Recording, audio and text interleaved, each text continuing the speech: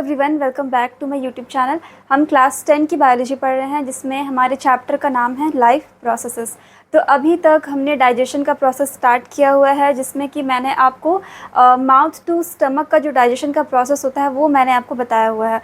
तो आज हम पढ़ने वाले हैं स्मॉल इंटेस्टाइन में किस तरह से डाइजेशन होता है। जो भी खाना आप खाते हैं उसका डाइजेशन कैसे होगा हमारे स्मॉल इंटेस्टाइन में, तो आज हम इसकी बात करने वाले हैं। तो आप वीडियो को एंड तक देखिएगा, ताकि आपको जितने भी जो मॉलिक्यूल्स होते हैं हमारे फूड में, मतलब जो न्यूट्रिएंट्स हैं, वो किस तरह से हम निकालते हैं अपने फूड से, किस तरह से जो हमारा डाइजेस्टिव सिस्टम है वो अलग करता है और फिर इसे ब्लड में भेजता है। तो स्टमक तक का डाइजेशन कैसा था, पहले एक बार हम यहाँ पे देख लेते हैं। जब मैंने माउथ के बारे में आपको बताया था, तो इसमें सबसे पहले जो डाइजेशन होता है कार्बोहाइड्रेट का जो डाइजेशन होता है, मतलब जो कॉम्प्लेक्स शुगर होते हैं हमारे खाने में, जैसे कि आप जो चावल खाते हैं, जो रोटी खाते हैं, या फिर जो भी मीठी चीज़ होती है, उनमें क्या होता है कि कार्बोहाइड्रेट प्रेजेंट होता है। तो इस कार्बोहाइड्रेट का जो 30% डाइजेशन होता है वो हमारे ओरल कैविटी में होता है, यानी कि हमारे माउथ में होता है, और उसका डाइजेशन करता है हमारे सलाइवरी एमाइलेज, जो कि हमारे सलाइवरी ग्लैंड्स क्या करते हैं, सिक्रेट करते हैं, रिलीज़ करते हैं। तो ये हमारा होता है कार्बोहाइड्रेट का डाइजेशन। और किसी भी मॉलिक्यूल्स का डाइजेशन नहीं होता है, जैसे कि जो प्रोटीन हो गए, फैट्स हो गए, इनका डाइजेशन हमारे ओरल कैविटी में नहीं होता है। तो अब इसका डाइजेशन कहाँ पे होगा, हम स्टमक में जैसे ही हमारा फूड यहाँ पे आता है, तो यहाँ पे क्या होगा कि आपका जो कार्बोहाइड्रेट था उसका डाइजेशन आपके स्टमक में नहीं होगा, ना ही फैट का डाइजेशन होता है। तो यहाँ पे किसका डाइजेशन होता है, केवल प्रोटीन का। तो स्टमक में हमारा जो प्रोटीन होता है, यानी कि जो भी खाने में प्रोटीन प्रेजेंट होता है, उसका डाइजेशन हमारे स्टमक से स्टार्ट होता है, और हमारे स्टमक में और किसी चीज़ का डाइजेशन नहीं होता है। तो कार्बोहाइड्रेट का आपके ओरल कैविटी से स्टार्ट होता है, और प्रोटीन का स्टमक से। और हम फैट की अगर बात करते हैं, तो फैट हमारा स्मॉल इंटेस्टाइन से ही डाइजेस्ट होना स्टार्ट होता है। तो हम यहाँ से स्टार्ट करने वाले हैं। सबसे पहले हम फैट के डाइजेशन के बारे में बात करेंगे, और ये इसका जो डाइजेशन होता है ये हमारे स्मॉल इंटेस्टाइन में होता है। तो चलिए हम स्टार्ट करते हैं। सबसे पहले जान लेते हैं कि स्मॉल इंटेस्टाइन क्या है। तो स्मॉल इंटेस्टाइन क्या होता है कि ये आपका एक लॉन्गेस्ट ट्यूब होता है आपके एलिमेंट्री कैनाल का। तो intestine is a longest tube of an alimentary canal where complete digestion of carbohydrate, protein and fats is occur. Intestine secretes intestinal juice. Digestion occur in a basic medium. तो ये कुछ basic बातें होती है जो कि आपको थोड़ा सा इसके इंट्रोडक्शन को देखना होता है। तो जो भी खाना हमारे स्टमक में यहाँ पे होता है, तो वो स्टमक का जो खाना होता है वो HCl यानी कि हाइड्रोक्लोरिक एसिड की वजह से क्या होता है कि एसिडिक बना होता है। लेकिन जो हमारा स्मॉल इंटेस्टाइन है, यहाँ पे जो डाइजेशन का प्रोसेस चलता है वो बेसिक मीडियम में चलता है। तो सबसे पहला काम क्या करना होता है कि जो भी एसिडिक फूड आपके स्टमक से हमारे स्मॉल इंटेस्टाइन में आता है, तो क्या होता है यहाँ पे कि इसे बेसिक बनाना पड़ता है। तो इसके लिए कौन यहाँ पे हेल्प करता है, जो हमारा लीवर है। ये लीवर क्या करते हैं, बाइल जूस बनाते हैं, जो कि गॉल ब्लैडर में आके इकट्ठा होता है, और फाइनली जो हमारा गॉल ब्लैडर है वो हमें बाइल जूस प्रोवाइड कराता है। तो बाइल जूस का जो डक्ट होता है वो डायरेक्टली हमारे स्मॉल इंटेस्टाइन से कनेक्टेड होता है। तो यहाँ पे क्या होता है कि जो भी बाइल जूस हमारे यहाँ पे गॉल ब्लैडर से आता है, वो हमारे स्टमक से आए हुए एसिडिक फूड को क्या करता है, बेसिक में कन्वर्ट करता है। तो ये बेसिक मीडियम में डाइजेशन इसलिए होता है क्योंकि जो हमारा प्रोटीन का डाइजेशन होना होता है हमारे स्मॉल इंटेस्टाइन में, उसके लिए जो एंजाइम वर्क करता है उससे बेसिक मीडियम की रिक्वायरमेंट होती है। तो स्टमक में जो हमारा प्रोटीलाइटिक एंजाइम होता है, यानी कि प्रोटीन को डाइजेस्ट करने वाला जो एंजाइम होता है, उसे एसिडिक मीडियम चाहिए होता है। बट जो इंटेस्टाइन में हमारे फूड का डाइजेशन होता है, मतलब स्पेशली प्रोटीन की अगर बात करें, तो उसे बेसिक मीडियम की ज़रूरत होती है। तो इसको पूरा कौन करता है, हमारा बाइल जूस, जो कि कहाँ से आता है, हमारे गॉल ब्लैडर से। तो इसके वजह से क्या होता है कि हमारा फूड एसिडिक से बेसिक में कन्वर्ट हो पाता है। तो हमारा जो इंटेस्टाइन है, इसका स्ट्रक्चर क्या होता है, सबसे लॉन्गेस्ट पार्ट है, ये लॉन्गेस्ट ट्यूब है।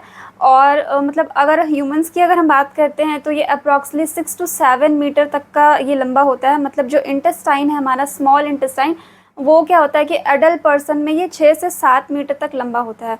तो ये काफ़ी लंबा है, बट फिर भी ये बहुत कॉम्पैक्ट जगह में होता है, इसीलिए पता नहीं चलता है कि इतनी लंबी ट्यूब हमारे बॉडी के अंदर एग्जिस्ट भी करती है। तो स्मॉल इंटेस्टाइन में सेकंड पॉइंट हमने क्या देखा कि इसमें बेसिक मीडियम में आपका होगा, और ये लॉन्गेस्ट ट्यूब भी होता है।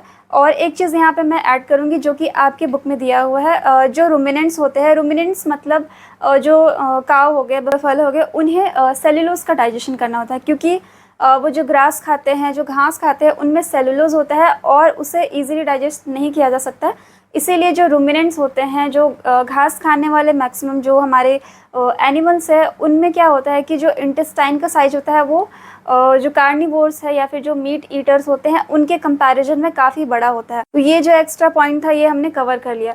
तो अब हम मेन डाइजेशन का प्रोसेस यहाँ पे पढ़ने वाले हैं कि स्मॉल इंटेस्टाइन में जो डाइजेशन होता है, जो फूड बच गए हैं डाइजेस्ट होने के लिए, उनका यहाँ पे डाइजेशन स्टार्ट होगा। तो सबसे पहले हम यहाँ पे फ़ैट की बात करने वाले हैं। तो चलिए देखते हैं कि फ़ैट का डाइजेशन कैसे होता है।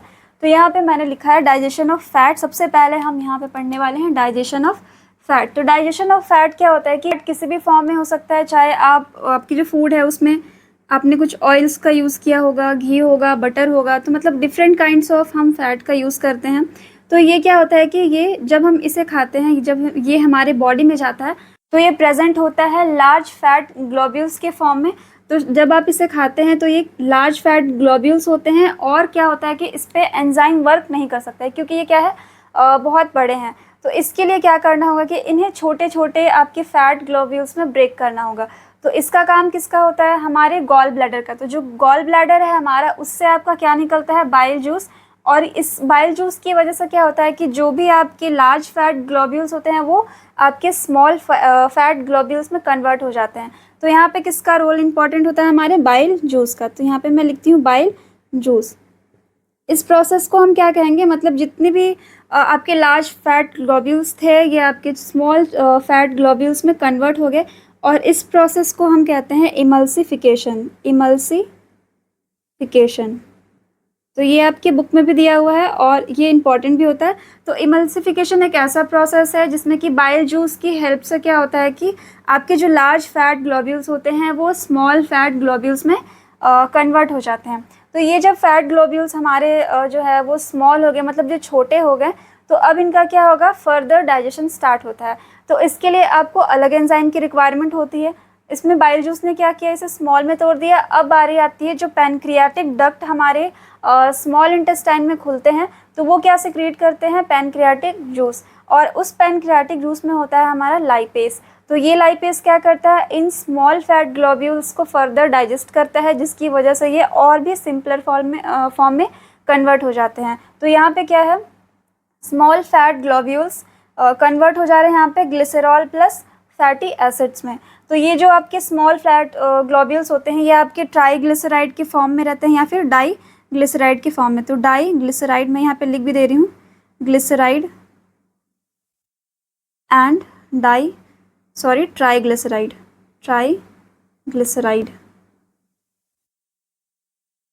तो ये आपके डाइग्लिसराइड हो गया, और ट्राईग्लिसराइड के फॉर्म में होते हैं आपके स्मॉल फैट ग्लोब्यूल्स। तो जब इन्हें ब्रेक किया जाएगा in the presence of lipase, तो ये किस में कन्वर्ट हो जाते हैं? आपके ग्लिसरॉल प्लस फैटी एसिड। तो क्या बनता है आपका? ग्लिसरॉल, जो कि सिंपल फॉर्म यहाँ पे बनता है, ये होता है आपका मोनोग्लिसराइड प्लस फैटी एसिड। तो ये सबसे स्मॉलर कह सकते हैं आप कि सबसे सिंपलर फॉर्म होता है आपके फैट का। जो फैट आपने खाया था वो टूट जाते हैं किसमें? ग्लिसरॉल प्लस फैटी एसिड में। और फाइनली क्या किया जाएगा? इसे हमारी जो माइक्रोविलाई होती है, जो कि हमारे इंटेस्टिनल वॉल पे प्रेजेंट होती है, वो क्या करती है? इन्हें एब्जॉर्ब कर लेती है, और ये एब्जॉर्ब होने के बाद से हमारे ब्लड स्ट्रीम में नहीं जाती है। इन्हें कौन ले जाता है? हमारा लिम्फेटिक सिस्टम। तो फैट को ले जाने के लिए यहाँ पे अलग सिस्टम है जिसे कि हम लिम्फेटिक सिस्टम के नाम से जानते हैं।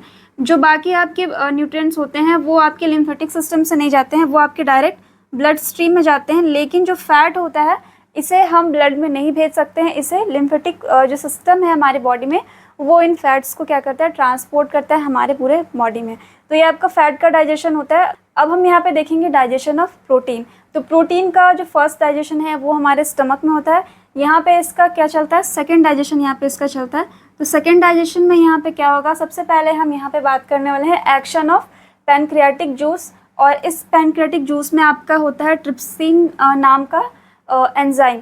तो स्टमक में हमने पेप्सिन पढ़ा था और यहाँ पे हम पढ़ेंगे ट्रिप्सिन। तो ट्रिप्सिन क्या करता है कि जो प्रोटीन आपके प्रोटियोज और पेप्टॉन्स में कन्वर्ट होते हैं आपके स्टमक में, वो अब किस में कन्वर्ट हो जाएंगे? लार्ज पेप्टाइड्स में।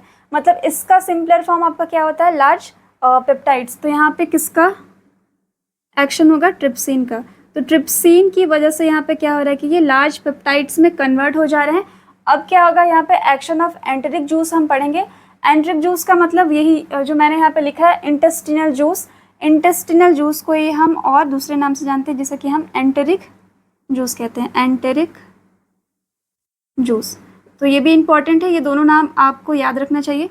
तो एंटेरिक जूस जो होता है, एक्शन ऑफ एंटेरिक जूस की वजह से यहाँ पे क्या होगा, जो लार्ज पेप्टाइड्स यहाँ पे बने हैं आपके ट्रिप्सिन की वजह से, वो किस में कन्वर्ट हो जाते हैं, आपके एमिनो एसिड्स में। और ये एमिनो एसिड क्या होते हैं, प्रोटीन के सबसे सिंपलर फॉर्म होते हैं।